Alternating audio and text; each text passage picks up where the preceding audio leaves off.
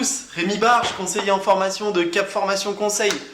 Aujourd'hui, je vous propose un zoom sur la formation HACCP en distanciel avec notre intervenante référente dans le domaine, Madame Patricia Paré. Cette formation est éligible au compte personnel de formation. Bonjour Patricia. Bonjour. Patricia, en quoi consiste la formation que l'on appelle HACCP ? Alors le nom exact est formation sur l'analyse et la maîtrise des risques alimentaires selon la méthode HACCP.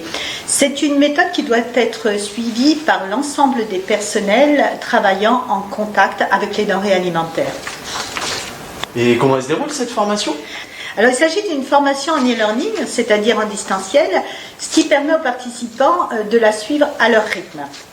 Alors il s'agit d'une formation prévue sur 14 heures, mais nous conseillons des séquences de formation de 90 minutes. Le contenu de la formation est à disposition des participants sur la plateforme de Cap Formation Conseil pendant 15 jours. Donc, quelles sont les grandes lignes de cette formation ? alors nous avons divisé la formation en 5 séquences.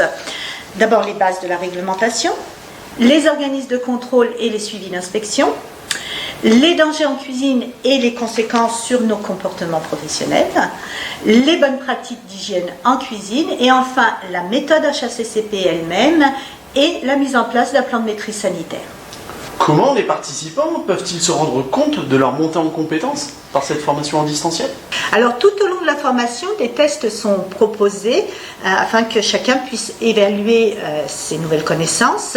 On peut refaire ces tests aussi souvent qu'on le souhaite. Une étude de cas est également proposée. Elle n'est pas obligatoire, mais elle est un vrai plus pour cette formation parce que c'est par la mise en application qu'on est certain de bien maîtriser cette méthode HACCP.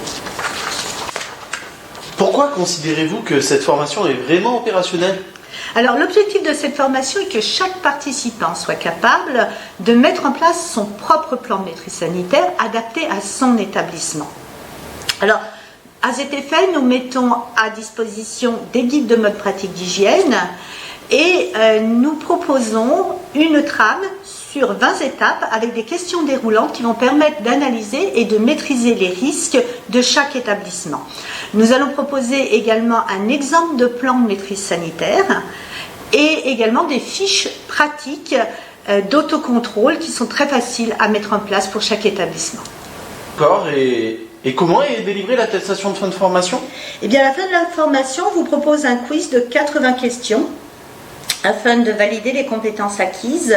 Le taux de bonne réponse doit être minimum de 70% de bonnes réponses pour valider la formation. Et les participants, à la fin, reçoivent donc un certificat HACCP et une attestation de suivi de formation. Merci beaucoup Patricia. Merci Rémi. Merci à tous d'avoir pris le temps de suivre cette vidéo. N'hésitez pas à contacter Cap Formation Conseil si vous avez des questions. La formation professionnelle, cap ou pas cap ?